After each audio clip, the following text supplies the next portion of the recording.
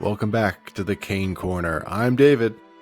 And I'm Gabe, and we are back from our subterranean Dwarven tunnels to tell you about subterranean Dwarven tunnels. Gabe, you were pressed through the filtration of the opaque character building system of this game to survive some wolves. You were filtered through the diamond crusted barrier, needle-like barrier of the ogres at the bridge. And you're about to be filtered again. You haven't been filtered enough. It's time to have your testicles dragged over concrete through aisle after aisle of granite monster haunted caverns in the ultimate filter of in video games. We're covering the Black Mountain Clan. Let's fucking do it. Well, actually, would you say, because people, why is it that people complain more? This is the opening, this is the problem situation. Is the Black Mountain Clan a sincere filter, or is it something that drags on too long? That's a fundamental diagnosis point of our talk today. Mm-hmm.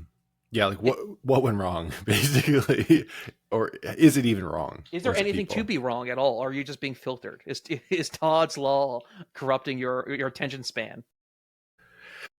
That's a good question. I have a really developed theory. I have unironically been crunching on the maps. I've been reloading areas, scoping it out. I have really well-formed opinions I'm willing to defend on Black Mountain Clan, which is, for people not familiar, so we played up, we've done Toronto last time. We did Toronto.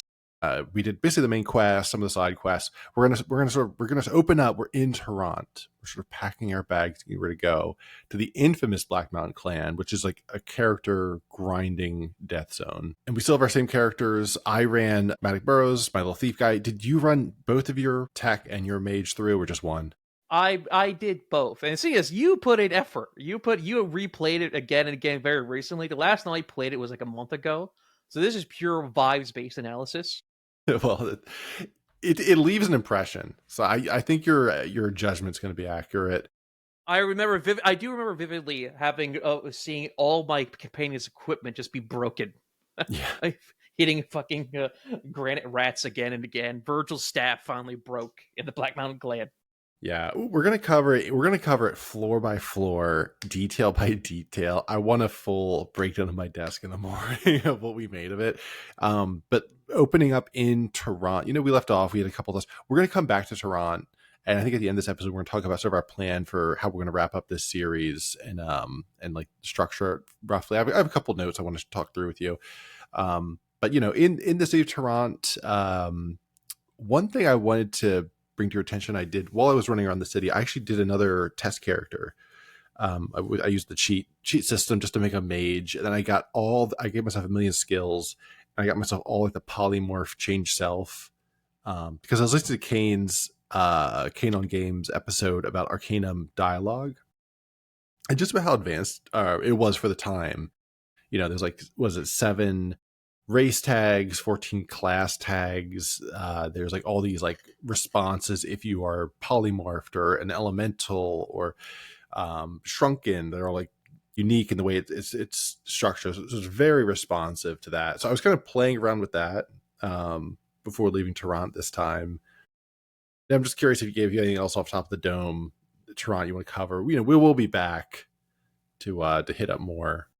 With Toronto, well, Toronto is the central city. We went pretty in detail with Toronto last time to the very floor plan. I'm glad you kept a visual aid of literally all the numbers. It's 50 plus inward locations inside Toronto. Which we didn't even get to the Boyle, which is the southern. Was it the 5 points essentially? Gangs of New York style area, which I think coming out. We're now appropriate level. I think it's level 20. You're okay to go in there. My guy was level 16 going in, which is really low actually. Going into the Black Mountain Clans, leaving Toronto. But yeah, we didn't explore that or the sewers, the more in-depth sewers. We haven't talked to the university yet. We'll probably say that for another time. We actually have some stuff that leads us there on the main quest later. And obviously, we have to cover in detail the physiognomy quest line with the Siamese twin skulls. Maybe you want to do part 1 of that now and just say, because I did pick it up at this point.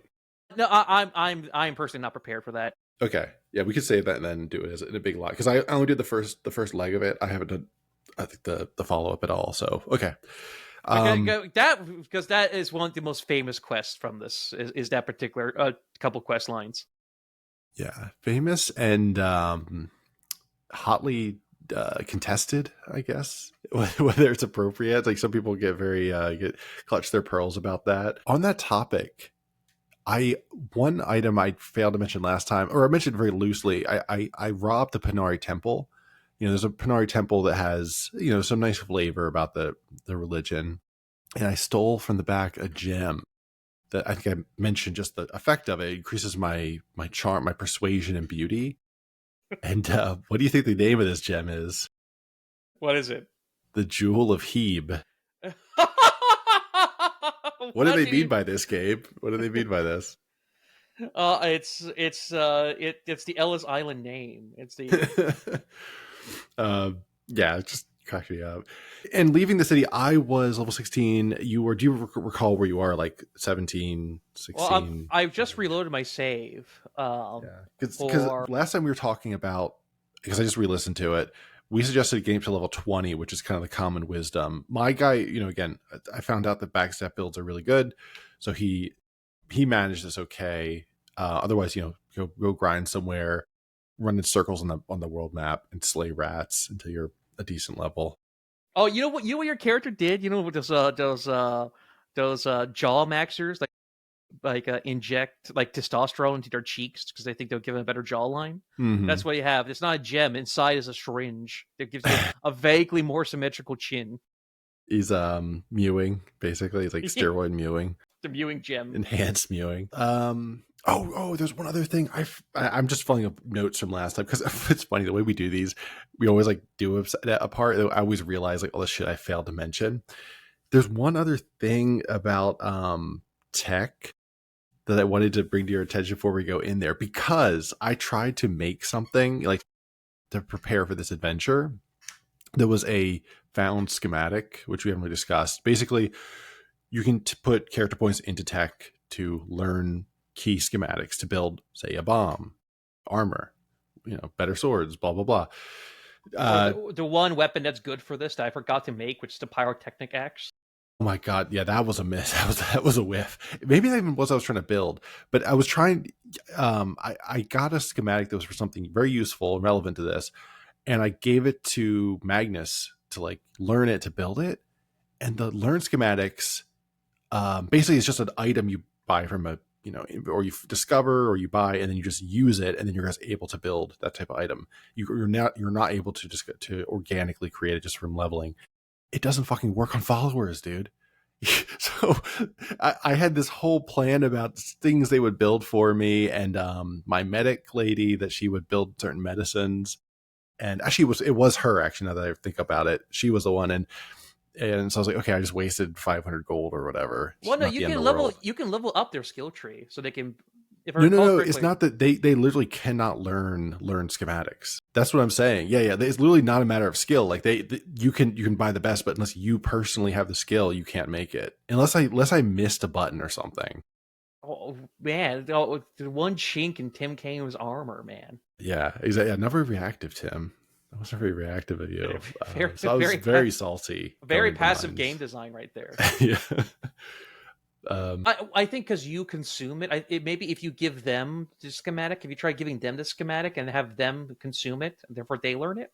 I don't think that's an option. I will play with it more later because this was just for one thing and it wasn't a huge deal. But I put the thing over the hand icon like to use in inventory and it just instantly vanished. So it wasn't like I got the cursor turned to a lightning bolt or whatever to click on somebody. It was just gone. And then I knew how to make it and I could talk to them. You ask, what can you make for me? Or you right click on the little icon of their face and you go to create and there was nothing there.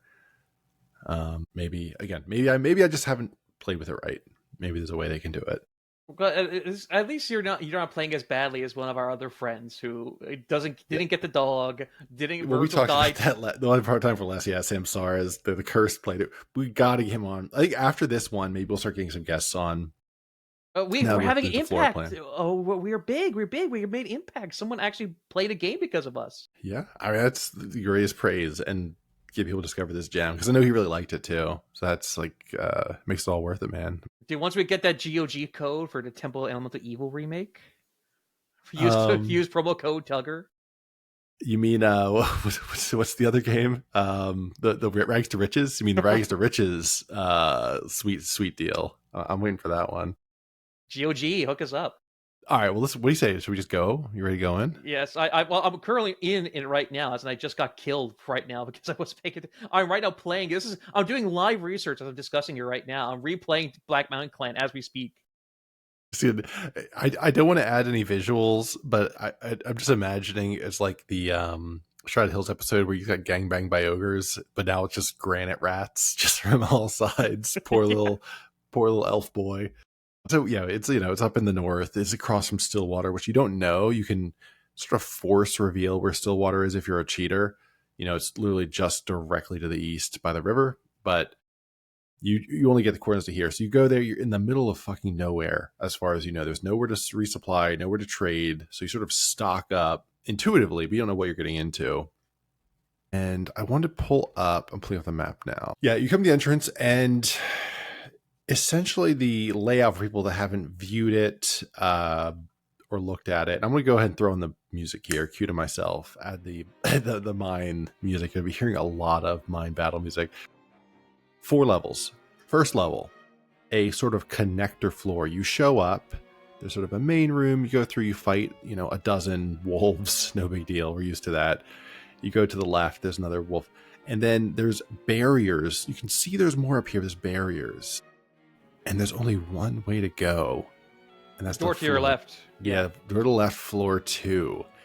Floor 2, this is where the insanity is. You just face off. You are at the start on the left, and you're in a tunnel that takes you, I shit you not, like 45 minutes. I would say this whole thing to get through from the entrance to the end of just the tunnel of this floor is like a solid hour of just grinding through granite rats, and then the fucking golems, stone golems. Yeah, it's not even difficulty. Like you can cheese it relatively easily. It's not the combat.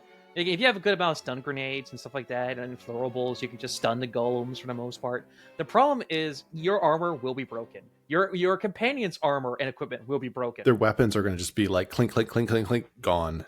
Pretty much. They're just punching and injuring themselves on a granite monster. Yeah, Virgil's hands are broken. Yeah, no, they're like literally like their weapons will be broken on the first floor. Your armor will be broken on the first fucking floor. Yeah, that is kind of my thesis. I guess I'll just lay it out now. Well, okay, let me give an overview of the whole thing, and then I guess we can just talk through like what my point here.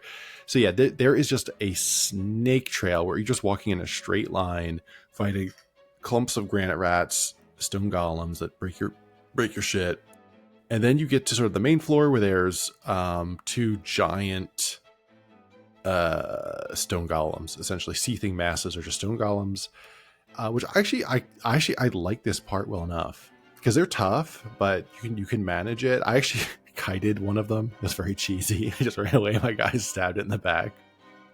Well, to be fair, you're a rogue. Your whole point is to cheese and stab in the back. Yeah, exactly. And actually, in the one to the south, the big seething golem guarding an armor chamber, just like tiptoed. I actually thiefed it. I told my crew to wait, and then I stealthed in. I stole from a chest and I stealthed out, which is not like the most XP wise. I don't know. It was fun to do, and I was fucking tired of combat, so I did it. And actually, I got some cool eye gear. The game I got, I just feel like it's more thematic for a thief. He has is a +2 perception bonus, which lets me level up my skill in prowling and pickpocket. I think like 2 perception based things that I couldn't have previously have raised as long as I wear that. So that was pretty nifty. There's a lot of really good technology in here, gems, and you are going to just rack up experience. This hall in particular, because it's just it is a guaranteed level up. And I think another point is we should discuss the concept of a pleb filter. Like, what is a pleb filter? Yeah. How necessary? Because I think, to call back to Cain's previous game, the previous game they made, of course, was Fallout 1. And that case was the glow. And I think with levels like Black Mountain Clan or with the Glow, it's right in the, it's a quarter. Wait, Black Mountain Clan. Well, Tim Kaine says, like, if Fallout 3 was a 3-act play, Arcane was like what he says, a 7-act play or something ridiculous like that. Yeah. Yeah, And there's 24 like pegs of progress in the main quest versus Fallout was 3. yeah, and like when you reach the Glow, when you get sent by the Brotherhood to get the piece of technology for them, I think pleb filters are basically tests to see, okay, you build your character. We got, like, it's the first quarter of a game. I'd say roughly the first quarter, 20 or roughly a quarter into the game. Let's see if you paid attention to the game's mechanic system. Have you engaged the game's mechanical systems? And so I think a pleb filter is to make sure you're actually paying attention. Yeah, it is. This one, I think it's too. It's too late. I think for a pleb filter. I think the bridge is a good pleb filter because it's a reality check. Okay, you don't have, because I think I mentioned during the Shroud Hills episode, you just need like one leg up for that. You have to have like one solid spell or one solid technology, like Molotov cocktails or harm, or get one extra follower. Like you need one thing, or just be really good at shooting or something, Or basic reading comprehension, and make sure you speech your way out properly. yeah, for persuasion. Yeah, exactly. You have to have like one edge. That's good. That's a solid pleb filter. To me, this is, especially the game without respec, so you can't just like adjust your build. um I think I think this is a bad pleb filter because it's particularly because it's testing in ways you're not tested otherwise, like with the armor stuff. Like you're just, that's just not something that's a consideration in any other part of the game. And it's only actually, and that's the other main thesis I have. This is the only part of the game or the only part of even this dungeon. This is a big thing. Like level 2 is the pleb, if you want to call it the pleb filter. Level 2 is the shit heel. Is like the fucking nightmare. And it's actually just poor design because, again, it's this long snaking trail. You just walk one way. So it's not even a Caniac design. I know he didn't design this dungeon for himself personally, but I think Chad Moore designed Black Mountain Clan. I think he's one of the head writers. Chad, call into this podcast, please. We'd love to talk to you about this. Here's, like I just said, I stealthed in and I stole a little like cool goggle from the smithy in the other side of the dungeon. But this fucking snake trail from hell, there's no interesting decision, right? A game is a series of interesting decisions. That's an old adage. And there's no decision through a narrow corridor. You can't even stealth.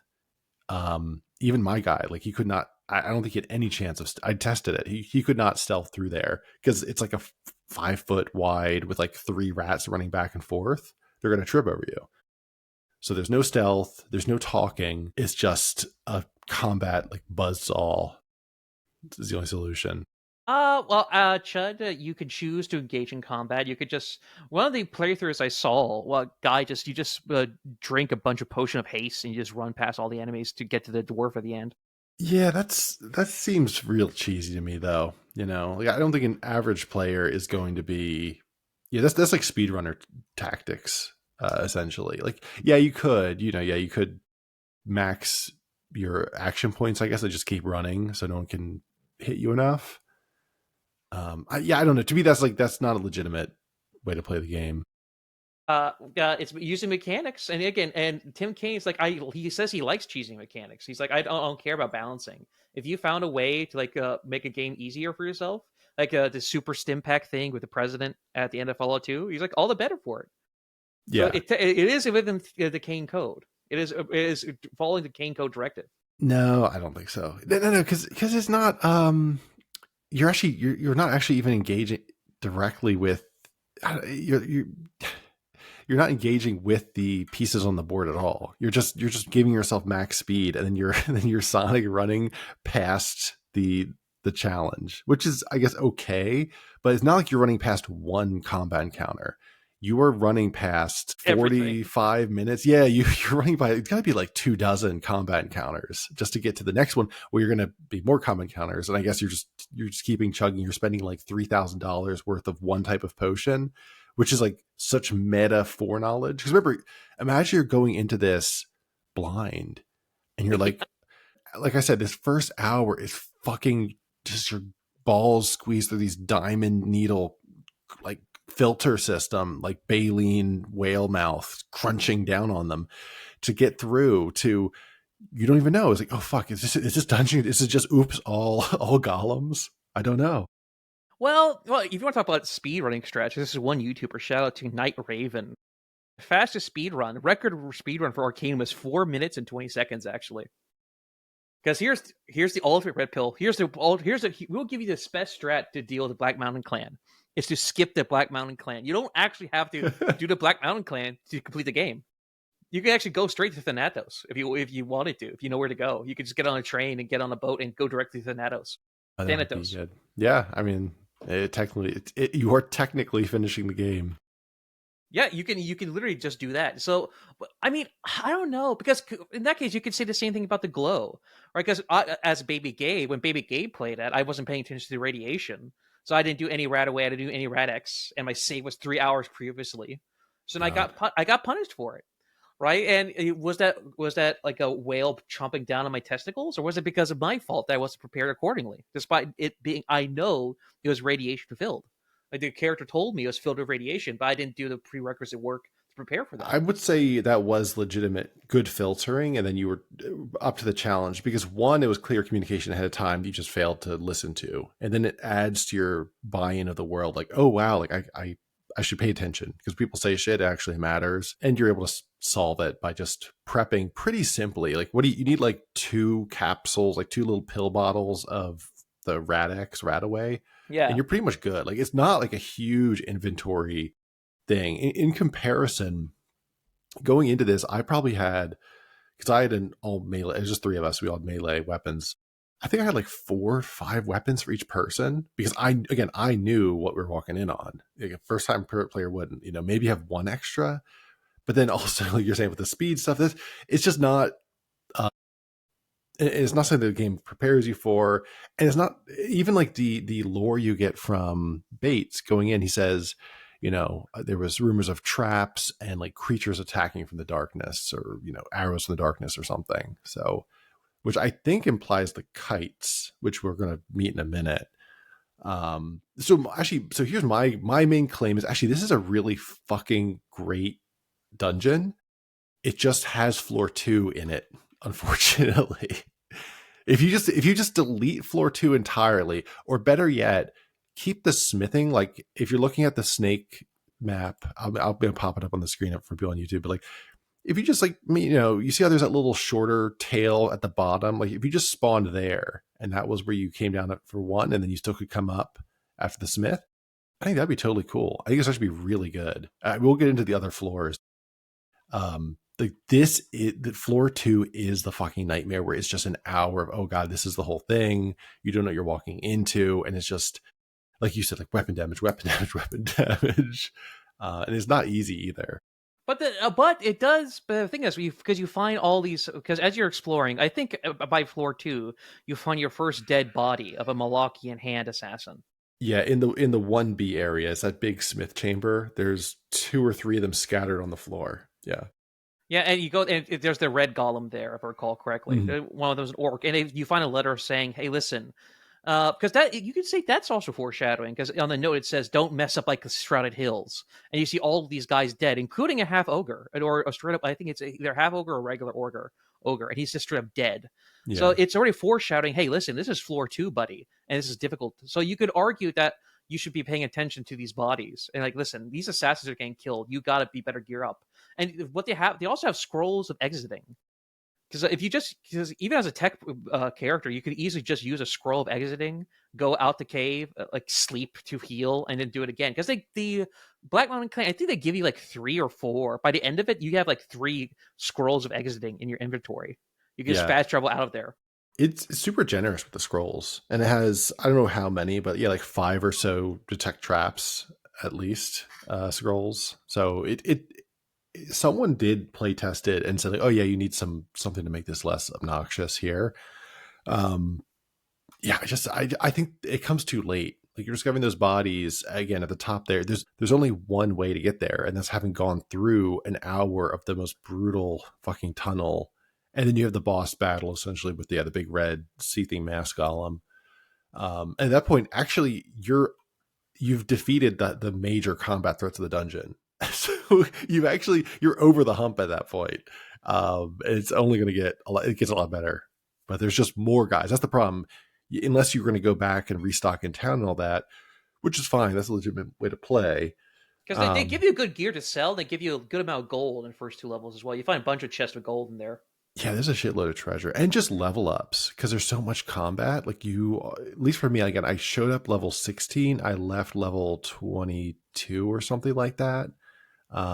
Easily 5 levels up in this, which and not playing as long, like in the whole Tarrant section, I gained like 6 levels or something, and that was like 4 hours of gameplay. Whereas this is, we just went through like an hour and I've left like 4 levels, just because I'm just massacring stone men and just tearing through swords. Also, live fact check by Gabe, actually. Gabe check. There is a Malachian assassin before you hit the red golem. There's one dead body with a scroll of exiting. So before you get the boss fight, you have a chance Where to is escape. it though? It's in the hallway. I took a screenshot right here. I will show it to you shortly. Okay. If I can get to it. But yeah, but I don't know. I don't know if I'm being contrarian. If I remember, because I saw a couple threads on VRPG about it. And yes, it is I think it's mostly a psychological thing, saying your weapon broke. Your weapon broke.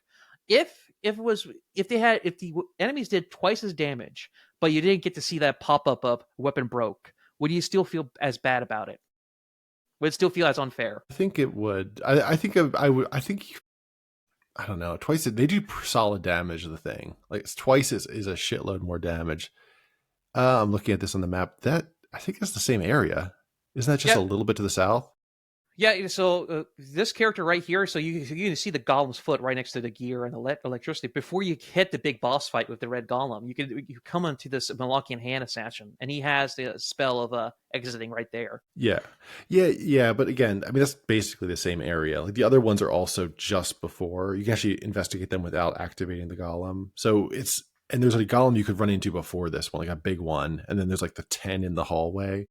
So to me, it's like you made it through the combat gauntlet. So at that point, it's like, it's good to have a scroll of exit, but it's basically inviting you for a different style of play, like this dungeon crawler where you go back and forth. But again, first time player, you don't even know there's a town nearby. So it's like if you want to leave, you have to go all the way back to Toronto. I'm comparing it to the sewer level because 2 out of 3 of the Troika's games have this level in there that everyone remembers. For the nightmare. With this, you have the option of just going to the exit and sleeping, and just have the whole team sleep, recoup, go back down. If you don't have any heal items on you. With Vampire, there's no blood packs down there, motherfucker. You can't go back up after that. Yeah, I would say Vampire is at a whole nother level. Like this is bad, but again, I think this one floor, it sucks, but it's I actually wouldn't say it's terribly unfair. Like you just need to have a good build, and you could just go away and level up a bit and come back, which I think is what a lot of people do. It needed toning down, like literally just this first part. If you just addition by subtraction this snake way path and just have maybe you keep the golems with the weapon damage, but you only fight like 2 or 3 of them because they're not even the main theme of the dungeon. That's my other thing. Go on to the next level. You go back to the floor 1, and now at this point there's a setup where you can either go. So floor 2 is sort of just a canal path. It's just a one way. It connects you from 1 to the main chamber, where you can go to floor 3 or 4, essentially. And floor 3 is where you actually beat the level. Floor 4 is sort of a side quest. It's like a dormitory. Actually, I love floor 4. It's got a bunch of little herb chambers, a bunch of bedrooms. It's a mix of assassins and a bunch of traps, and a couple of these little kite goblins. And there's a lot of really cool setups where the assassins are behind a wall of traps. And my guy was a thief, so I invested in Kneel to Tim. I invested in spot trap, and so I would spot the traps and I'm like, all right, go this way, and you get the guy. Cool thieving stuff down there. Level 4 is like classic dungeon fun. It's really solid. And the thing is, I never ever invested in traps. and on the Fallout games. I save scum that motherfucker. In Black Mountain Clan, save scum.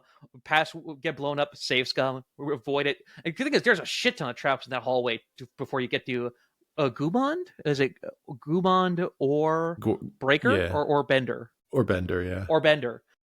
Yeah, and see that's a dirty level design. Where just spam a bunch of traps at you. Actually, if you just put what I don't know if you actually were told this. You were told there were traps by Gilbert Bates. So actually, this was legitimately filter. You talk about a filter. This is the filter. You should have invested in spot trap, dude. I only put 1 or 2 points in there. My guy was like spotting them all. Oh my god. Are you unking me right now? You're getting ugged, yeah, because you were talking about, actually you need a good filter. This is what you need. Well, yeah, this is the filter, bro. This was you got the foresight, you got the knowledge, just like the glow. Because this floor and the other one both have a bunch of traps, but like you mentioned, you find quite a few spot trap scrolls, which have kind of a short duration. You use 1 or 2, and it's pretty obvious in floor 4 that it's not where you're going to find anything, at least in my opinion. Like the way it's laid out, it's kind of clear this is a like a storage area, residential area. You're not going to find the solution. Whereas floor 3 has much more. It's a big throne room. It's like, okay, this is like a final boss area. It has like a cool direction, and it's the same style. Floor 3 and 4 are both very focused on. There's weak goblins that shoot weak arrows at you, but there's often quite a few. And then there's these sort of assassins strategically hiding behind traps. And that's consistent across floor 3 and 4. Floor 3 in particular, to pivot to that, floor 3 has this large chamber with a throne room in the middle, and it has like 20 little goblin guys with bows in there. And there's like a couple traps on the side in the side room, and some like dead guards, and a couple granite rats just for fun. Throw out a few granite rats. But it's this really cool brawl where you go in and it's just like you're just like chopping down these little goblins, and if you have a decent build, it's completely doable. And then it ends with this. Floor 3 ends with that long snake tunnel. I'll be honest, it is a little too long. They could have probably halved the length and still had the same effect. But it's a long trap tunnel that just snake tunnel that leads to Orbender. But you have this detect scrolls, so I don't see how you have any right to complain, to be honest. Well, you have the exit scroll, so I don't see how you have any right to complain either. Well, it's completely different. I mean, the exit scroll, that's like your human time you have to pay for. Here, it's like these scrolls don't cost you anything. The tech trap. Oh, actually, I would extend an olive branch. Here's the problem with the tech trap and the detector scroll, like generally the way it works. If you detect it, it's really even if you detect it, your NPCs, your friends will walk into it. Like, I don't know if that happened to you, but it happened to me where like Virgil actually wasn't Virgil. It was Magnus just like retard ran headlong into a fireball trap or a bear trap, even after I spotted it. No, I think that happened to me. I think it was either Magnus or fucking Virgil or Vollinger, the guy who's working for the Malachian Hand. Spoiler. I finished talking to Orbender. I'm like, okay, perfect. Like I managed to survive the gauntlet. I'm running back out because I don't have any spell of exit at this because I was hoarding all the ancient gears. All right, so I'm running back out and he gets blown up. I had to reload my entire save. I had to redo all that shell over again. Jeez. And you know what else I had was my guy would detect the trap, but like it's so sensitive to clicking, and it doesn't like it's easy just to run over it. You know what I mean? Like your guy will stop to detect it, but if you're still holding down click, you'll just like pause and then run over it anyway. That happened to me several times. It's very frustrating. So like, it's a little bit just like the trap detect is kind of finicky. Like I feel like when you detect a trap, it should just be inactive. Essentially, you guys can walk on it. Or at least your NPCs, just for AI retardation purposes. Like they should have some mercy. Well, let's think about out there, platonic perfect gamer, right? You would pay attention. You would notice that, hey, these are hard enemies. My stuff is getting broken. You would notice the Malachian Hand. You would notice the spell of exiting. I assume what their platonic player would do would notice, oh shit, this is a hard level on the first floor, would notice it, would then leave, either level up some more or do some side quest or get some gear and then come back. like they would say it's like under it's environmental storytelling, if you will. It's the level design's telling you to get good on the first very level. That's why there's like 3 golems on the first level of the damn dungeon. Hmm. Yeah, but they're not hard in the same way, right? That I think that's the problem. It's like if you imagine this like what are those like octagon shape, where you extend to different corners like to see what the types of challenges or types of aspects are. There is in this one, there's like the gear management challenge. There's the high combat difficulty challenge. There's the trap challenge. There's probably something else I'm not thinking of, but like the different floors hit very different angles, like stylistically, and so it's not even consistent, including floor 2. Like floor 2 is so you better overpack gear, you better bring everything in triplicate, like armor and weapons, because you're just going to tear through your shit. And then the other floors are like it's like a different style of dungeon. It's much more exploratory focused, is much more use your detect trap or use these temporary scrolls and try and like speed through things style. Right, but let's be honest, like the fact traps in every CRPG is a dump stat. Like there's always that one level or that one like area in a CRPG that traps will drag your balls through the concrete. But I'd much rather save scum or just drag my balls rather than waste a level up on detect fucking, which always in every CRPG, in Fallout 1, in Fallout 2, in fucking fan games, there's always one level where they spam the traps at you and like, maybe you should spend a point in traps, huh? You get your finger, yeah, they wag their finger at you. I was salty. What's annoying is that spot trap and disarm trap are separate skills. It's like why? Like, well, it's the same. I did put points in disarm trap actually, so I could save my NPCs from getting massacred, so I could disarm a few traps. Just one, and I got apprentice training in it, so my guy's like okay at it. He's not really good at it, but yeah, I guess I disagree. I think traps are really spot trap is really useful in this game. Actually, I feel pretty good about my decision. Okay, name another level in other than Black Mountain Clan that spams traps as much as Black Mountain Clan Gilbert does. Bates' Underground Route. That's pretty good. Oh yeah, but 99% of players don't play thieves. Thief build. Well, just say who knows. Maybe I'll find more as we go. By memory, there is no others. So yeah, I'll admit it's kind of a niche skill. But again, it's kind of the 1 point fiasco situation. It should cost you.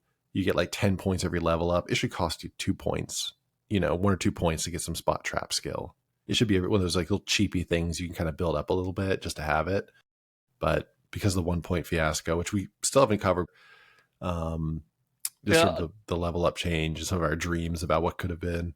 The one time Tim Cain did not put his foot down cost him his career. Yeah. Oh, by the way, I do have another theory. I just want to share it before I forget about it.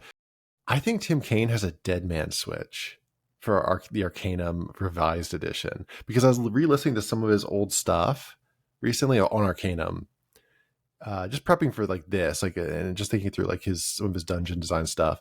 And he was really intently working on like a modern Windows version of Fallout. And he mentioned he was implementing a point system that undid the 1 point fiasco. And I was like, I bet you Tim has his partner or someone is going to like push a button 6 months after he's dead and he can't be sued, and it's going to just auto publish under a pseudonym, like the revised edition. Yeah, the torrent, like the original Temple of Mental Evil, all the original stuff, the documents for the original Fallout 2, everything. Oh, do you think the ones he told Fargo he didn't have? That would be fucking hilarious. Yeah, dude. Skill check, speed check 100. Your former boss tries to sue you. Turns out you had the original code this entire time. Yeah. Actually, I genuinely think he does. He will do that, though. I think, yeah, but he has something in place. Yeah, and when he dies, he'll finally release not only his biography, which apparently is too spicy. It's too he released too many secrets. He releases the biography. Brian Fargo and Todd Howard will kill him. Yeah. Kingdoms will fall when that release comes out. Because remember, he did write a post-mortem. A post-mortem in the game industry basically is a game developer will write extensively. It's not necessarily a review, because a review is like a player side or consumer side. A post-mortem is both from a player side and like a developer side. What went right with the game, what went wrong with it, that kind of thing. And he actually read out the one he did for Rags to Riches, the very first game he did. He did write one for Fallout 3 and Fallout 4. And he says, I'm not going to release it. So one day, in a decade or two, when Tim Cain finally dies, we will finally see Tim Cain ripping Fallout 3 a new one and hating the synths in Fallout 4.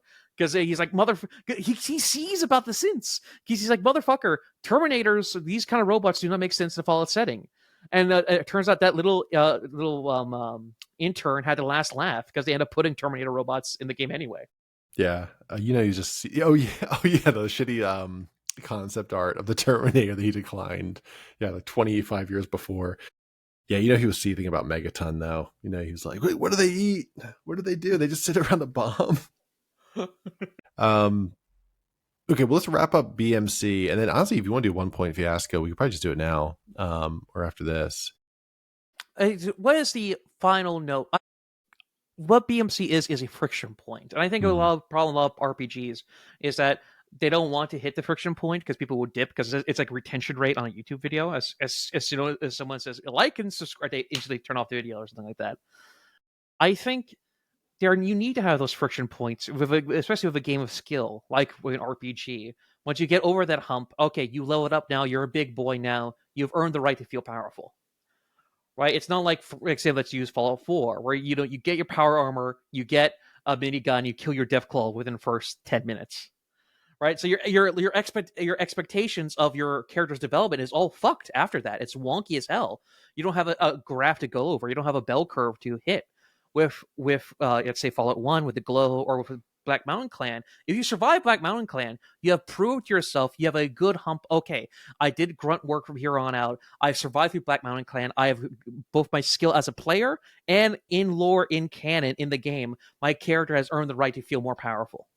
You need these friction points in these style of RPGs in order to feel the power graph actually exponentially grow and have it feel earned. I actually agree. Yeah, there is a certain ludonarrative harmony, dare I say, of like, you're the one that went to the fucking depths. Like, he says other parties have gone, they never return. Everything you've done up until now in the game is kind of more of that, small stakes bullshit. I was thinking of the dungeon with the Skylers, or the Schulers, as you like to call them. That one is like a really tight, but it feels more small questy, right? It's like the floors are smaller, it's more contained, and you literally can just walk upstairs. You're in this big urban area, you resupply instantly. This is like, I've gone to the wilderness, I've seen the top of the mountain, and I've made it back. I do think that is powerful, and you do coming out of it, you're like, okay, my guy is big.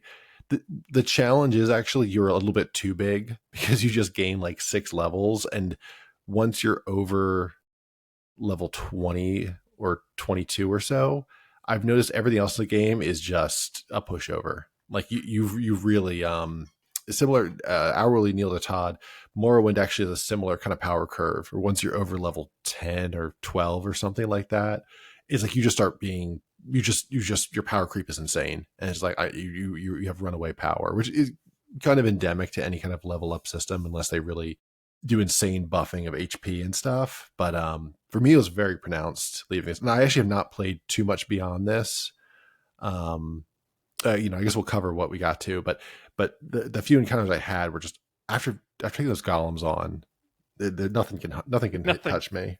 So you would prefer like a lopsided camel hump, basically one hump and then one last hump in the last like quarter mark, the last 25% mark, to have one big final hump to get over. You want Black Mountain Clan 2 is what you're saying. Actually, unironically, to an extent, yeah, I would just say slice and dice it. So level 2 is actually could just be its own dungeon somewhere. Like that could just be a separate encounter in the world, or like a side quest where it's just, hey, there's this haunted dwarven forge, maybe, again, tone down that fucking tunnel from hell to be like a third as long. And you just, you fight a couple minor stone golems, and you fight big stone golems, and there's a couple little in between of some rats. Like that's kind of a cool, like combat focused dungeon.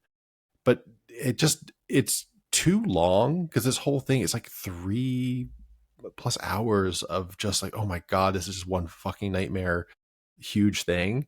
Whereas if you just enjoyed floors 3 and 4 together, and maybe like a little bit of something else like floor 1 or a mini version of floor 2, it's a pacing wise and size wise, that's still very satisfying. Um, yeah, it just doesn't jive together. Yeah, I guess I think I've repeated it, but that's really that is my sort of thesis is floor level 2 is just doesn't fit with the trap, assassin, and goblin kite guy theme. So like theming, it's different. Challenge, the type of challenge is different, because it's equipment oriented. And also because it comes first, you're awkwardly out of equipment as you go deeper in the dungeon, unless you do this long ass march back to Tehran with your tail between your legs, which nope, that's not part of the fantasy, yeah, I think this is one of those, like, if old Tim, if you're listening and you're making that revised edition to release with your death switch when it goes off, literally just cut level 2, and I think nobody would ever complain about this dungeon. Well, in many ways, Tim did cut level 2. He cut everything about Arcanum, because that's your criticisms. Whereas you complain about Black Mountain Clan is how we got the piss easy Outer Worlds, the perfectly sleek, safe, soft edges, all chewy, no crust. Well, so I would keep the part that you were crying about. I would keep the traps. You would double the amount of traps. Yeah, more traps. Well, no, I hear you. You don't want to make it too easy. Because Tim actually said he said this Sierra, because they were hired by Sierra, the people who made all the classic point and clicks. So Sierra actually contracted them to make the game, and once they got the sales figure and saw that it bombed, apparently the guys at Sierra literally showed them a piece of paper and was like, "Listen, you made too much of RPG. Your RPG is too hardcore, bro. You got to make something for the normies. You got it's too complex. It's too deep." Yeah. And I can't remember which video it was, but he was haunted by that. That's why he made Outer Worlds easy and simple and coping. Well, he says, well, when you think about it, taking a ski loft to the top of a mountain and hiking up the mountains, you're still going for the same view, so you're getting the same experience, which is just cope. Yeah. He got buck broken. It's tragic, but I am sympathetic to your point of, like, you do feel as a player like really empowered having accomplished it. Like you do feel like, wow, I just climbed the fucking mountain. I beat the sewer level in Vampire. I beat the golems in this one. Which is a hard thing to get in games. And that's how you can tell the real fans from a tourist. A tourist will say, in let's say Vampire, will always say Santa Monica is their favorite hub because they never got to Hollywood. Even though Hollywood clearly, hot take, Hollywood has the better sound OST. Absolutely. Hollywood has probably one of the best. Hollywood and Vesuvius has the best, not licensed tracked, but like orchestral music or instrumental music.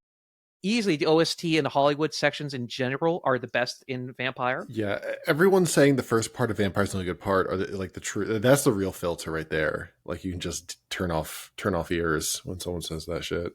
Yeah, well, because they get filtered by the sewer.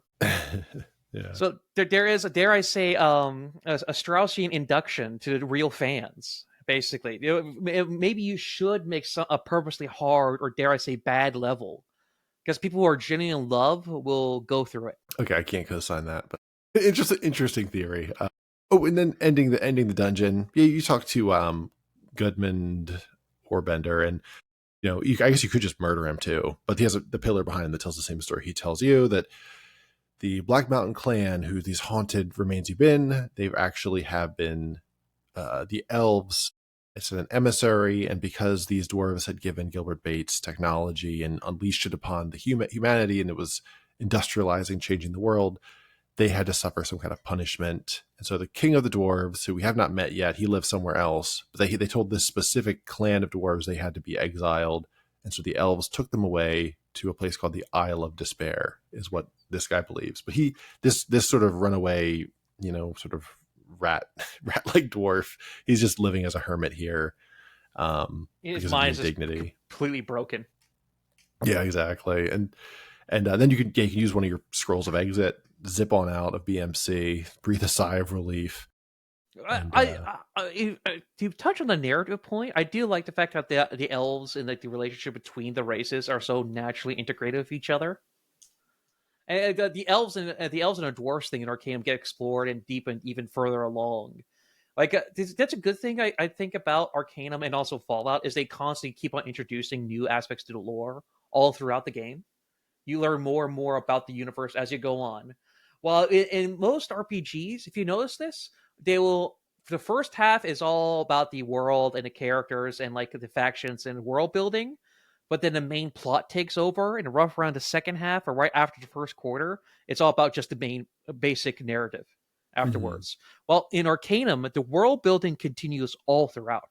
Yeah, you're kind of always discovering a new people and like you're visiting one of their cities. Like eventually we'll end up with the elves.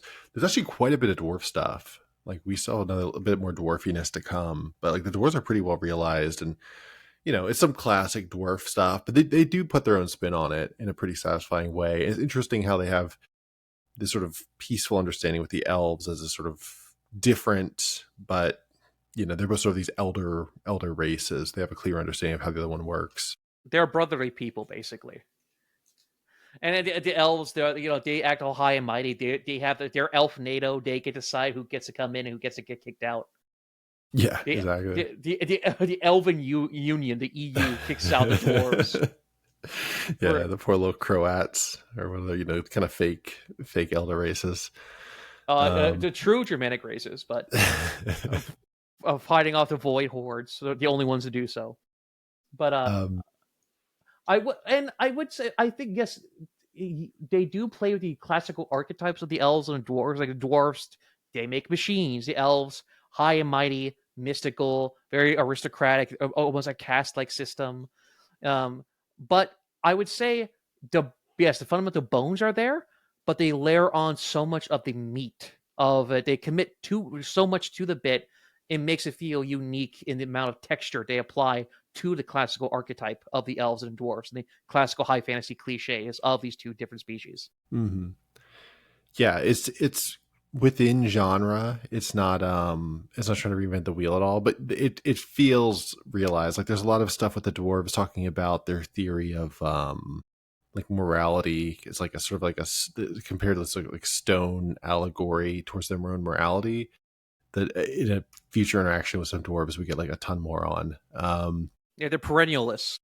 Yeah, yeah, and obviously we talked last time about sort of their view of technology as sort of self-limited by their own sort of ecological bounds and their sort of localism, which is really cool to think about in terms of the gnomish menace and humanity, which I think we'll probably keep developing. But And I wish they developed that a little bit more at Black Mountain Clan because you see they have their own gardens, they have cocoa leaves, they have their own little like not a greenhouse, but you remember that I think it's level 2 or level 3 with level with 4 has it. Yeah, they have the trees.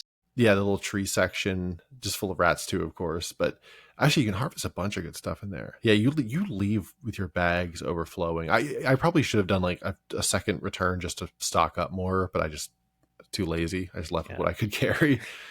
But See, there's so much good shit. yeah, that's my critique. I wish they did more of like how unique and how they have their own like it's their own world is their cave. I wish they had more gardens. Like not even for, like obviously I feel it with more golems, of course, but like I wish they showed just how unique and weird dwarven technology is, and the concept of your entire universe is your mountain. There is a dwarven city we visit later, so maybe they'll do some more there. I have a very vague memory. I don't think I really fully explored it the last time I played. Because like I said, this actually, speaking of pleb filters, this is the one where I've only had 2 characters previously get through here. The one on my first playthrough with the cursed save, so I never beat the game. I mean, like another like a little bit farther in, and then the one I actually went, I just powered through and beat it. And then in that one, I definitely did not sniff the roses as much as I should, and I probably will on this playthrough going forward. But following Black Mountain, feel free to add more on Black Mountain if you have it. But you do a debrief, you do report back to Bates. And at least I did. This is my final debrief to Bates because you tell him, oh hey, I think I went in, I found a report or I found information that they're at the Isle of Despair. Oh, what is that? I just I just showed up here. What's the Isle of Despair? He tells you it's a penal colony, And so there's some sort of magical quality or magical blocking quality to it, so people can't teleport in or out. So this island you want to need to take a trip to. He sets you up with a guy, Teach, named after the pirate Blackbeard. And he said he's this ship captain I've worked with before, so go with him there. So, okay, thank you. And then if you're a little dysgenic freak, you tiptoe over to Applebee's house and you hand over Gilbert Bates' diary for 500 gold. Bastard! You bastard! Teach actually even calls you out on it when you show up. He's like, oh, you ready to head over? Oh, I will sail over the seas and do that. And he's like, oh, you hear about old good Master Bates? Some little fucker gave away selling terrible lies about him. Oh, I'd love to get my hands on that little book. The game is reactive to it. Like that's a really unique point of reactivity. It's such an edge case that you specifically, because I tested it. If you turn it in beforehand, Bates will kill you on sight, have his guards attack you on sight after you do it, turn it in. But if you specifically hand in the request, so Teach is waiting for you at the docks, but you betray him before you reach the docks, it even reacts to that. That is so cool. See, that's such no one would have thought of that. Most people would not think of that, right? That's such a niche. That's a niche because Teach is just there to just teleport you to the damn island. Mm-hmm. That is such a neat touch. It's a bottleneck thing. Like, okay, the player has to go to Teach to get to the island to spare. What's the last action they did before going to Teach? Okay, they had to deal with Bates. Well, did they sell the journal? Did they not sell the journal? Well, you could see from a design standpoint, like, okay, this is their one bottleneck action. If they make a choice, we've got to react to it some way. Either A, if you do it before dealing with Bates, Bates kills you. But what happens if you do the quest for Bates and then to steal the journal afterwards? Do you just let them get away with it? Or do we have to? No, we have to have some reactive point. I know, let's do the Teach thing, because they have to go to Teach anyway. That's such a brilliant moment of reactivity. Yeah, I'm cowed by Cain, by how powerful his mind is. It's such a great touch. It's like the craftsmanship, the dedication they have to RPG design in this is just so good. Yeah. And I was wowed by that one because the only problem is I don't know. This might just be a me thing. I don't know how you get there if you don't report back to Bates. Like, if you betray him right away, there must be a way to do it, but I didn't know, so I just didn't want to risk it. But I really did want to fuck him over just to be a bastard. So I'm really satisfied to be able to do that, and that's where I paused. So that's where my game is now. I'm just I think I went and did some like minor thieving stuff to wait, and then I'll pick up the game before we play again. And man, your physiognomy really does reflect your moral character. Well, actually, I have my amulet of Hebe, so actually that's very disrespectfully. I'm beautiful now. Well, actually, no, I'm just barely tolerable looking. I'm kind of like Laura Loomer with her makeup on, where it's like I look okay head on, but you look at any angle, it's like, whoa, what the fuck's going on with this Gollum eyes? Dude, I love the fact you're just going on a rampage. You've killed an entire bar at this point. You fucked over the only man who helps you on your quest. Yeah, he was doing it for himself. Can you really trust him? I'm surprised you didn't backstab Magnus. This is you not being true to your character. Your character totally did a deal with the Schulers. I don't think so. No, he's a little more not trusting magic. He's not a little bit of an anti-magic bias to him. I am going to ditch the woman. I have decided in my heart of hearts. I'm going to find some heart. Maybe I can leave her on the Isle of Despair. In lore, for reasons we'll get to in that game, that actually would be a very tasteful ditching point. We'll see. Because yeah, she's just so annoying. She has so little flavor. I need to get that. Who's the gnome guy? Maybe I'll get him. Bollinger. Yeah, it's a callback to selling your wife into slavery in Fallout 2. Yeah, exactly. A shout out, Fallout 2. Yeah, what's Bollinger's thing? You just have to be level 15 or something to get him. I think so, yeah. And then Virgil will be a racist towards him. Like, you can't trust those gnomes. I don't consider myself a bigot, but I don't trust this man. Yeah, I already sent that white boy home, so I don't have to worry about his judgment. It's just going to be it'll be a whole manlet party at that point. Me and my two other manlets. The Short King Crusaders. Here we go. So, Fellowship with the 5 Foots. Oh, on a good day. 5 foot on a good day. Yeah, I mean, that kind of is, Black Mountain, in terms of time, like I said, this is like a solid 3-ish hours of gameplay, but we're not going to talk to every battle. That I think we theory posted a bit. Did you have anything else? I Yeah, guess on it. maybe we should. I think it's time now because we're actually doing game design with this, technically speaking. So it would be very fitting for this to be the gateway, the skeleton key, if you will, to the discussion of the 1 point fiasco. Hell yeah. Now, give us some background lore. What is the 1 point fiasco, Dave?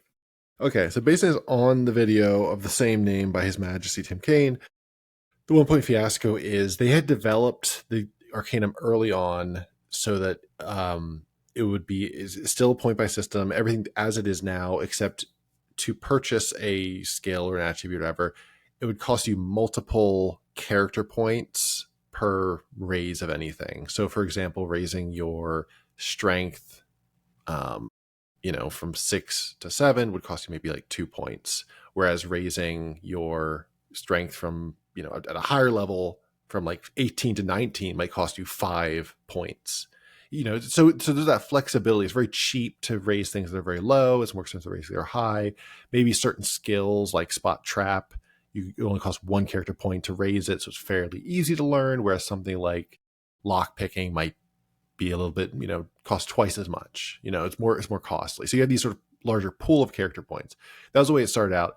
At some point, His Majesty was I won't say bullied, but it sounds like he was outvoted in a sort of a conversation, and he kind of went along with it because it wasn't the worst idea. That everything, and this is from testing. Testers, I think, were finding it confusing or they didn't like having leftover points after they leveled up. So, for example, you raise your strength, you raise your thing, and then you want to raise your strength again, but you only have 1 character point available. I have to wait until I level up, and they found that brainlets found that frustrating. And so they said, okay, how about we just make everything 1 point across the board, all the same, no matter what you're doing. And reluctantly, His Majesty agreed to this, and I think it's one of his great regrets. It's why I believe he has the death switch that's going to release it, because I think this specific issue, I think actually is the one that haunts him the most about the game. Doesn't one of the fan mods or fan patches bring back the original leveling system, or no? Not that I'm aware of. No, the UAP does not. No, I don't think anything does. Only his own homebrew of it. The thing is, he swerved in the last minute, I think, because it apparently fucked up the entire natural flow of the leveling system. Like that's why magic is so broken, apparently. Because it's such a complicated system, right? Because it's a point by system, so you don't have players bound by classes. So you can kind of balance things out in a class-based system, because you can give everyone like 2 or 3, kind of overpowered things, and you can give them a mix of the sort of more middling utility activities. But there's this sort of when it's a point by system, everything you buy anything at any time. It's kind of the Skyrim issue, right? Where everyone goes to bow because it's available to everybody and because it's the best thing. And so it's sort of this water goes to the lowest point setup. And if everything costs the same, it kind of, you get this pull towards what's most effective. And you can counter that a little bit if you have this more delicate system where you can make really useful things more expensive to raise, especially higher up. And so maybe your character who's not really a thief, you might say, maybe I will put 2 points in spot trap, because every time I level up, I get 5 points. And, eventually I need to spend, 8 points or something to really raise my magic up. To me, it creates a way more, I think the character building system is already fantastic, but to me, it would make it much more easy to balance, especially with mods. So, but the thing is, do you think it was as much as a disaster as Tim claims it to be? A reason why Tim, because I think he even says it's partly why Arcanum failed was because of the leveling system. Do you think it was that much of a hindrance to the experience? No, I don't think it's why it failed. I think the lack of focus on just going turn-based all the way or real time, which he had a very terrible take of I should just focus all on real time. I heard on a recent one, and I was like, no Tim, no. I thought he had the opposite take. I thought he was a turn-based absolutist. I thought he really liked he was at the time. He was just, this was an off-the-cuff comment he made in his most recent Arcanum video, but he was saying he's like, in hindsight, maybe I should have just focused all on just making real time the best, because the publisher demanded it, right? Microsoft demanded it be They have real time. So he's Because like, Boulder Gate, bro. Boulder oh, Bioware yeah. keeps on fucking the RPG genre again and again. Fuck Bioware. Yeah, they really screwed the pooch on, and that's, I mean, to me that's him. He's talking about like working within limitations, but yeah, I think in his heart, like what he would have wanted to do would just be focused on turn based, which I think would have been the better game, the better outcome for the game, and ditching the multiplayer. There's another requirement that was thrown onto them that just nobody wanted or needs. Yeah, like didn't Vampire also almost have a mandatory multiplayer aspect too? Yeah, I'm pretty positive. I think it was even a big thing. I thought some Boyarsky thing like years ago about that, where I think they literally just like they didn't have the time, and it was this like hard conversation at the end. We're like, yeah, we can't do it, and they just like threw out some work that went into it. But, yeah, game companies at the time were just obsessed with, now I guess now it's microtransactions and shit, but at the time it was just everything had to be Counter Strike and or this some sort of MMO, or not MMO, but they just crammed into it. Deus Ex also had a multiplayer crammed into it, I believe. OG Deus Ex? Pretty positive. I remember playing on a Deus Ex. Maybe this was a mod. Maybe this is like a very early mod, but I have a memory of this. I highly doubt. I do not think you're OG Deus Ex. I don't think. I think because this was 2003. When did Halo 1 come out? I'm looking up now. I guess Gilbert. Am I crazy? I guess Gilbert Bates won out in the end. I guess Microsoft forced them. Here we go. The original Deus Ex, released in 2000, was designed as a single-player experience, but later received an official multiplayer patch in December 2000. Let's go. Adding deathmatch and team-based modes. I remember playing this with my older brother, and it fucking sucked because the game was very much not designed for that. How would a deathmatch even work in a Deus Ex gameplay loop? It makes the shooting is shit.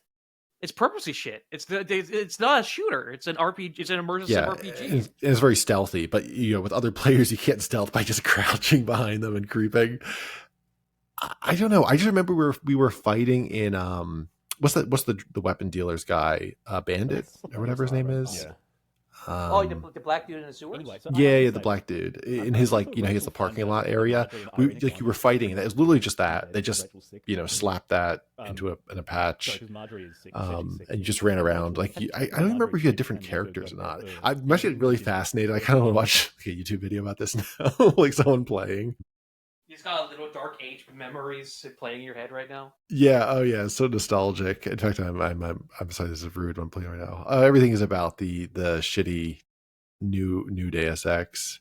Man, I cannot remember a single video anyone in retrospective. Nothing. No one has ever talked about the multiplayer patch. Yeah. I've never heard of this.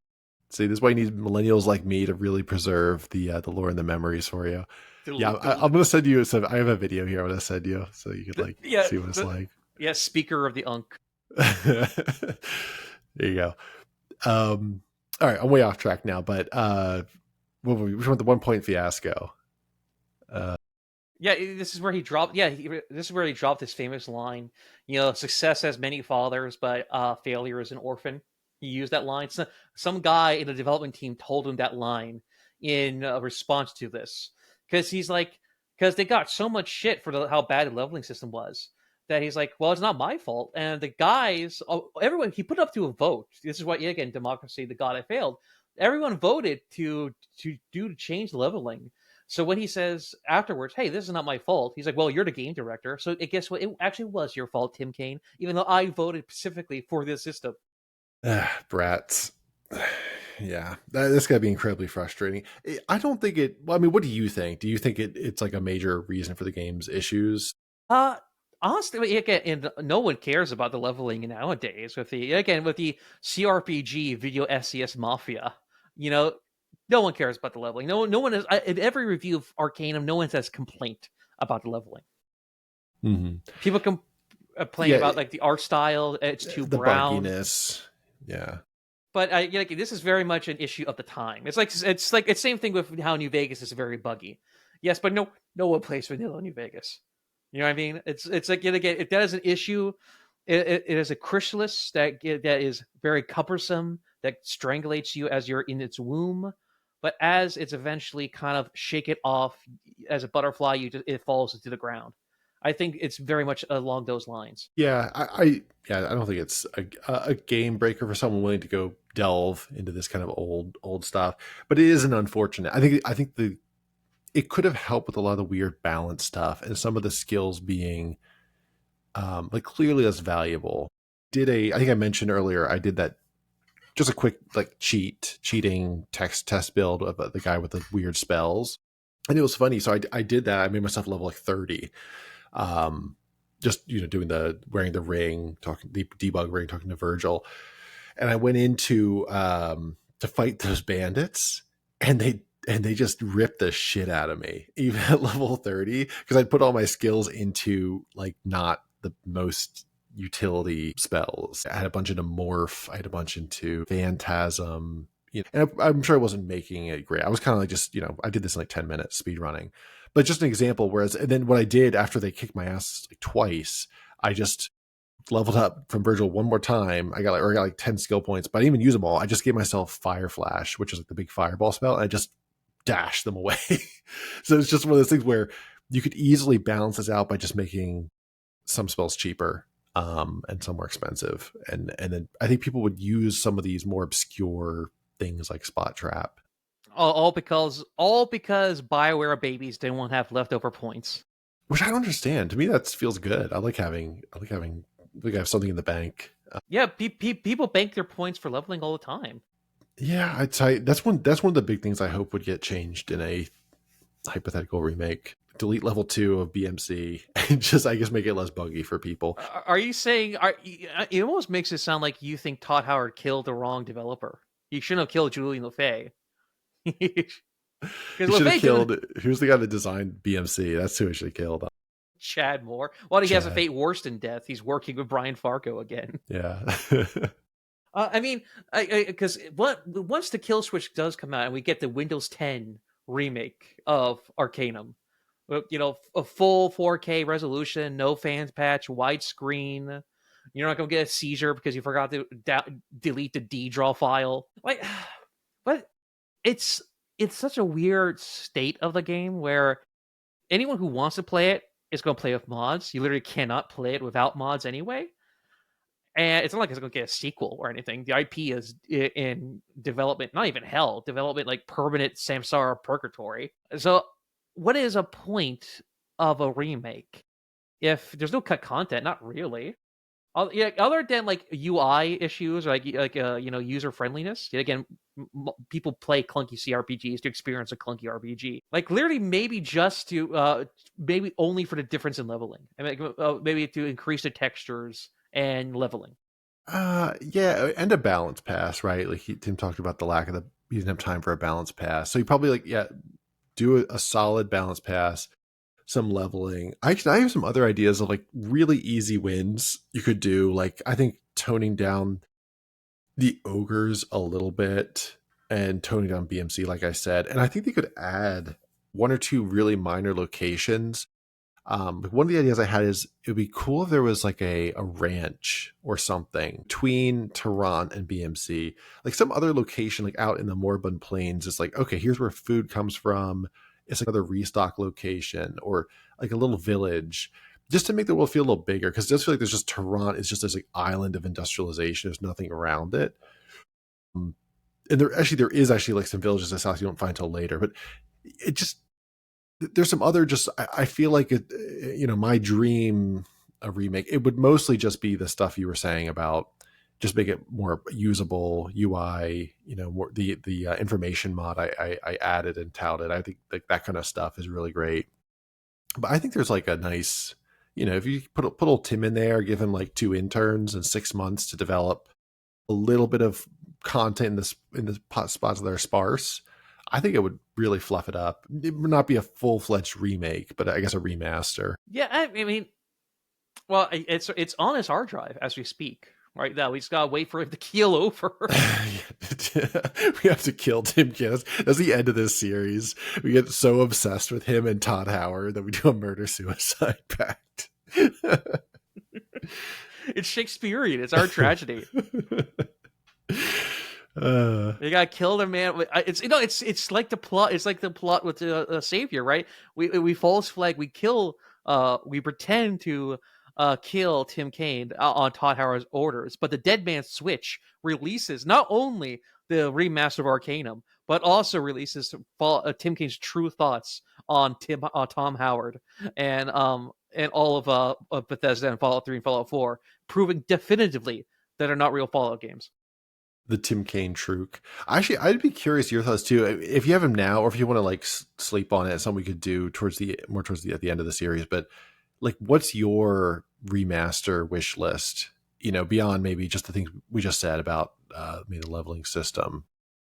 If they give Tim 6 months and 2 interns to help him out, like what would he dedicate his time towards? Assuming the rebalance and the leveling system adjustment happens. I like how broken Harm is. Fuck you. I do not want Harm to be nerfed, even though it clearly does need to be nerfed. So I feel the same way about Backstab. I'm not gonna lie. Backstab is just like, it really should be maybe the first hit or two you get a Backstab bonus, and then it should be like half of what it is, because it's just insane. Especially if you have good. My guy's stealth is high now too, and so he gets like a 5x bonus. It's completely broken. I would say probably if you get, I want it to be as pure as possible. Yeah, literally only UI. I would want to change a little bit. Maybe a remastering, like because there's this Slav violinist group that dedicate their entire channel to doing the soundtrack of Arcanum. Yeah, Hire it's them. really good. Yeah, hire them to do like a higher like re-recording of the entire OST. That would be a great touch to have a higher definition version of the OST. That would be great. I'd say maybe rebalance the gun build so guns are more viable more early on. I'd say to make tech builds a little bit more viable. Give them a little bit of either a damage boost or something along. Make maybe less for level requirements. Make tech builds more viable early on, because it is rough during the first half of being a gun build. Other than that, I want it to be as vanilla as possible. I mean, if it's 4K, if you do a digital remaster, what the brown grass is going to be, you have higher richness of brownness. Yeah. Yeah, I mean, they probably could actually touch that up, but just adding more more variety in some of the terrain, a couple of new tile sets. There was another Tim Kaine video I was actually taking some notes about the quantity of assets. He did like a walkthrough of it. And there's only 32 unique monsters in the whole game. That's one of those, again, our complaints about the rats. I feel like you could add a couple more. You don't need a bunch. Actually, the other thing, I'd love them to add more mage and technologist enemies. A lot of the enemies you fight end up just being fun. I think I mentioned before, it's like gorillas. You just fight 1,000 gorillas at the end of this game for no reason, and a lot of rats. And so it'd be cool to add more just humans with magic and maybe tech users like weird technology, and maybe a little more art, brighten up. I guess this list is getting pretty long, pretty fast. Well, this is because it's Tim Kaine. There's a difference between a remake and a remaster. A remaster does not add new stuff, does not change much. A remake changes stuff. So you want to like maybe redesign the UI, because I think even Leonard Boyarsky complained how the UI is like so badly designed. No, the UI is perfect. I do not understand people with issues with the UI. Well, it's very unintuitive. Yeah. There's a few spots like getting things quick keyed. You could make that a little more straightforward, and like the little, there's some stuff. I want to keep. I like the big wood blocks though. I love the Tetris inventory system. I'm just such a sucker for that. Yeah, I know the Tetris system is fine, but I was saying the aesthetics is you get a lot very brown wood. Yeah. It is a very brown game. Oh, and there's only 7 types of like wall in the game. There's like rural building wall, city building wall, cave, dwarven cave, wooden wall, and like 2 others, maybe elven city wall, and something else. And probably a Mormon wall. There's not, so yeah, it's one of those. I think they could add with a little bit, maybe like one guy on some more art assets, and then just focus on balancing. We should revisit this at the end. As long as I'm fine if they make it more pretty, add more color, add more variety, even enemy variety. Like you're right, the magic system is very unique in Arcanum, but it's only for the player. Not you don't see it interact with any NPCs. Yeah, it's pretty rare. I think you get the Molokian hand. You get one of them, one type of them that starts showing up that does a magic, which is pretty cool. And then otherwise, it's the necromancers, and then I think that's pretty much it. Yeah, they Which is could have a shame. did plenty more for magical enemies. Yeah, some guys like a bunch of guys that just make you tiny because that's a spell where they just make people tiny. That would be so cool just to fight people that keep shrinking you, and then you try to shrink them back, or there's a whole meta college for that too, which I think is just unused because of that. That's the thing. There's a lot of stuff that's already there. It's just not fully utilized. So you just add, and you just take enemies that are currently rats or generic thugs, and you could just spice it up. That's my kind of remaster, or that's a key part of my remaster wish list would be that. My whole idea about the additional location would be a very, maybe this is Howard-esque, but like just these sort of a couple like generic villagey type locations where you can just do inventory and I don't know, just to make the world feel bigger, because I think the world feels a small outside of Toronto. True. I would agree. Again, I'm just so traumatized with all these remasters, and the problem is they changed too much. And like, it was what Rockstar did with with San Andreas, and where you're not even allowed to buy the old versions. You have to play the shitty remasters. Yeah, it's terrible. Yeah. Or famously the Oblivion thing. Oblivion's pure slop, and eventually people will remember the Oblivion remaster as when they think of Oblivion, they'll think of the remaster and not the original Oblivion. Oh yeah. Oh, one other thing I want to add, actually, from you, the travel system. They should add more variety of peaceful encounters while traveling, and just probably have less encounters in general. It just feels really encounter heavy. The thing is that would be very controversial because you remember Baldur's Gate, they did that with one of the OG Baldur's Gate, the transsexual warrior to the defensive line, right, to the siege. You had to add a new character to that. Yeah, so that would be very controversial. I don't know. My instincts leans to a purist. I mean, hell, if they want to get Leonard back, get Tim back, and to re-release and add like another village and actually write more encounters and stuff like that. Hell yes, give me that. But if Tim is not doing oversight, like they would have to give Tim complete control. Yeah. I would err like towards minimalism, to be sure. Like I'm kind of just coming up with fun wish list items, but yeah, ultimately I would be very satisfied with just that rebalance thing. And then I would need Tim or someone equally sober in their analysis to make any additional meaty changes, because you could get really, I could just imagine someone getting really like Reddit with the character additions, or someone talking about like a really empowered girl boss type situation. Yeah. Well, actually, it would be great if, as an art director, you should get Leonard on there. Yeah, that's a lot you could do. It's just it's definitely a dream of mine. I probably will never come to fruition. I'll settle for the Kill Switch edition if that's all we get. Or even if we don't get that, I'm enjoying this replay a lot. We forgot to announce this earlier. This is for true fans. Yet again, we purposely made a hump, like a Black Mountain Clan. This where the video gets good. Is we announced we've officially Tookie's Top Gaming has officially been acknowledged by the big dog himself, by Lord Cain himself, actually. Oh yeah. So at the end of this, you can just slide into his DMs, say, "Hey, you have that Windows 10 Arcanum.exe? Can I play it, yeah, Mr. Cain?" I promise I won't get you get liable for a lawsuit. Yeah, he did respond to my comment along with 100 others, but I'm sure for us it was because he's such a huge fan. But he's giving us secrets right now as we speak. He's hitting our DMs. Cain Corner is getting the scoop.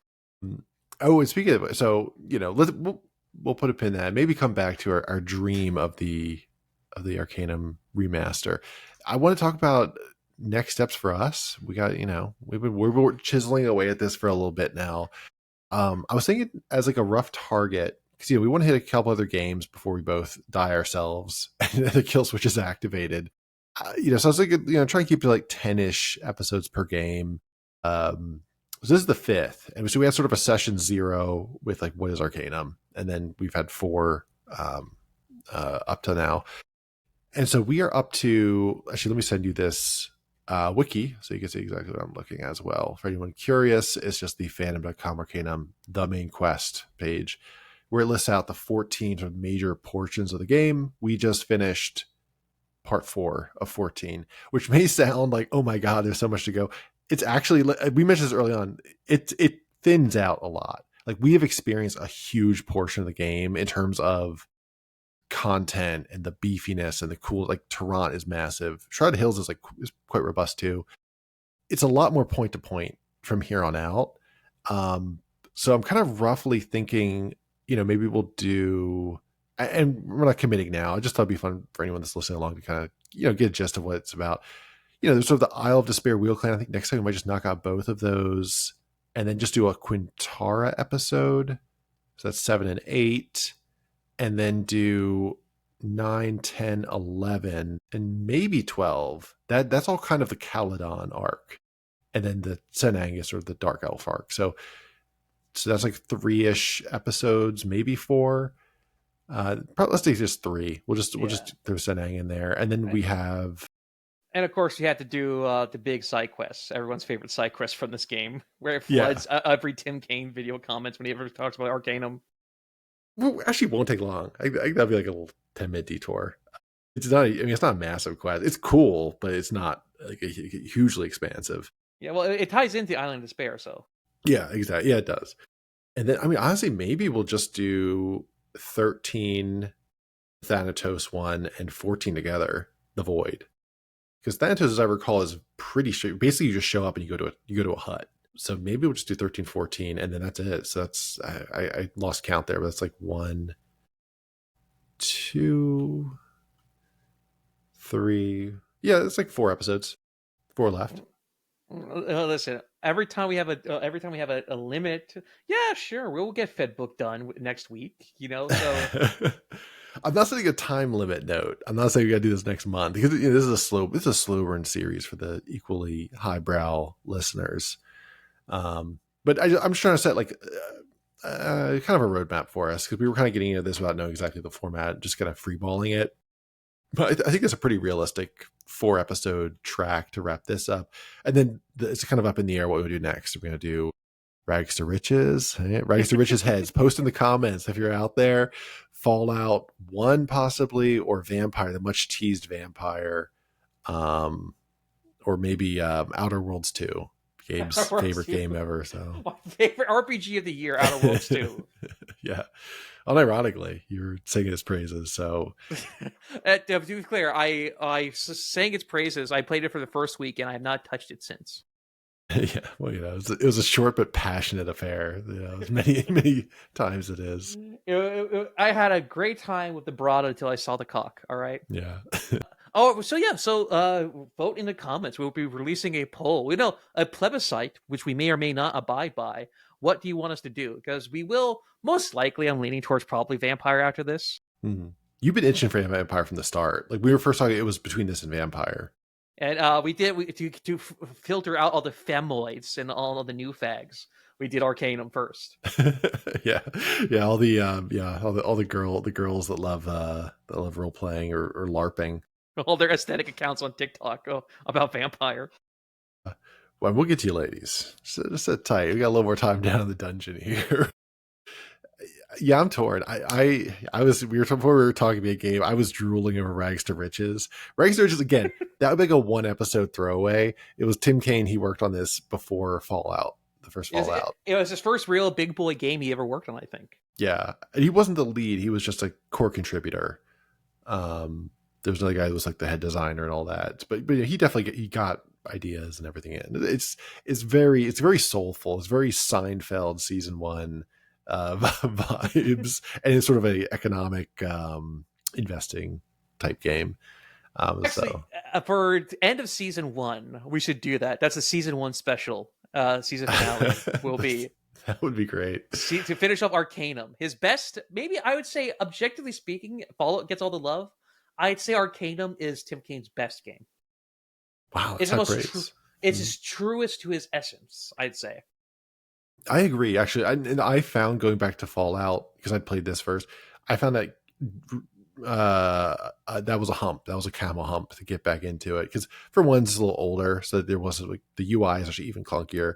But then also, yeah, I feel like they just sweetened the pot. They just kind of improved the stuff that was cool in Fallout in Arcanum. And it's one of the reasons why I'm glad we're doing this series and promoting it and kind of building a a culture about it, whatever, however we can. Just because, yeah, it's just this overlooked game because Fallout has a TV show.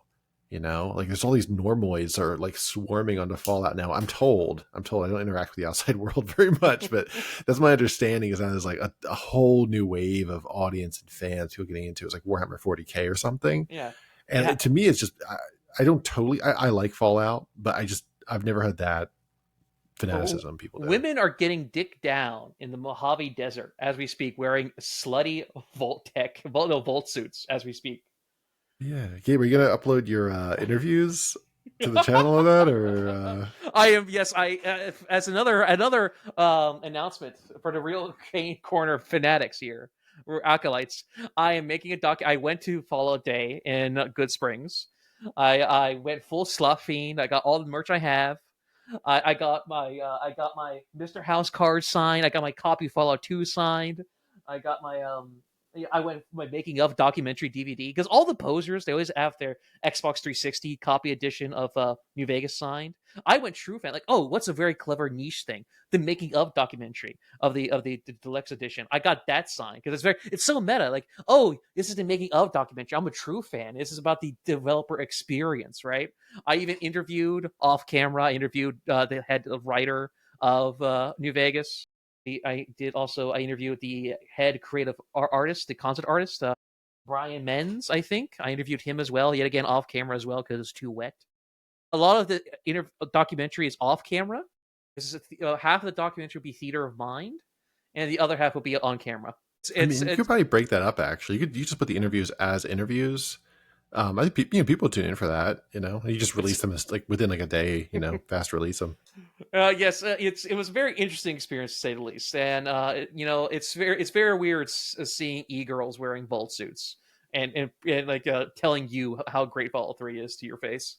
Yeah, I've started to see pictures of women wearing Volt suits, and yeah, it's disconcerting. It's like, wait, what? This is what this feels like. Okay, my culture is not your costume. Seeing women with big, massive, like there's one girl that looks like the girl from Mad Men, but she was like a Nuka girl babe. Her milk swings are succulent to watch. Really, really, the one benefit of normalization is the sexual buffet for your feast of your eyes. Yeah, some good hangers there. Dude, imagine Arcanum. Imagine Arcanum Day. Oh, it was a bunch of like bustier, corsets. Women dressed as half ogres. Well, yeah, like I'm a slutty half orc, just painted green.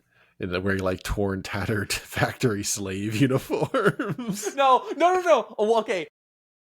Bald head, painted green, ears, wearing a wife beater, and the woman says she has a sign, a slave collar, and just the raped. That's the couple costume. Is the raped right next to that? Oh no, couple's costume. Gnome with his human bride. You get like a little of like a manlet, you get ugly nerd manlet. He gets like a hot cosplay girl. That'd be great.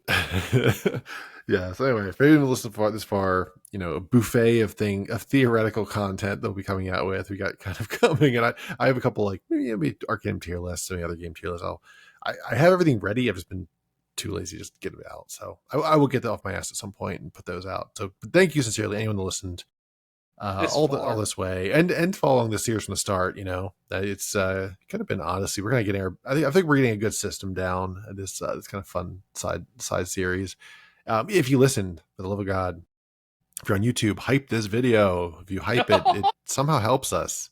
You can quit the video now too, because I'm gonna say like, comment, subscribe. Right. Especially if you're on Spotify. We got all these motherfuckers that subscribe to us, and not one of them have voted, like giving us this 5 stars. Spotify, yeah. Lazy guys. I know. It's we got whip. We gotta ruin their orgasms. We gotta whip to tuggers. We got to crack those rats, man. We tugged all the way to Toronto, Gabe. Did we not? We finally 4 episodes in, we finally tugged Toronto. It only took us that long. Now we're gonna do, let's just do the rest of it in one episode. I mean, why not? Fuck it. I am grateful to all the true Tookie patriots. The fact that this little side episode of ours, where it's like a super niche, exclusive, not chuddy in the slightest, just our niche interest, has more than 5 views per video, is really, really sincerely sweet and touching. So I would like to sincerely thank all our viewers.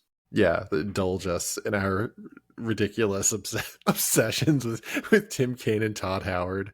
I was joking before we went live. Like, me and Gabe met up and we're talking about something else with some other people a while back, and like someone joined and like they're like, well, "What are you guys talking about?"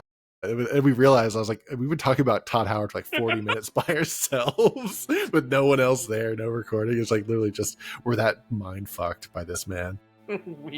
we are the raped at the end. At the end of the Cain Corner, I realized you were the raped all along.